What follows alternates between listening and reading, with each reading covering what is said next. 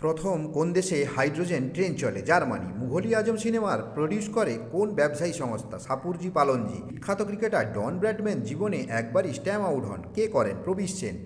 রবি ঠাকুর ভানু সিংহের পদাবলী কাকে উদ্দেশ্য করে লেখেন?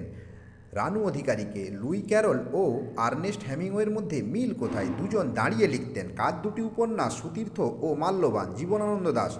এরোপ্লেনের আবিষ্কারক রাইট ভ্রাতৃদ্বয় আগে কী কাজ করতেন? দুজন সাইকেল সারাতেন। চিন্তামনে ভালোবাসা ফানুস মানুষ কাকে বলে? শচীন মুখোপাধ্যায়কে। অস্ট্রেলিয়ার জাতীয় খেলা কি? অস্ট্রেলিয়ার জাতীয় খেলা ফ্রুটি। এটাকে অস্ট্রেলিয়ানরা রুলস ফুটবলও বলে।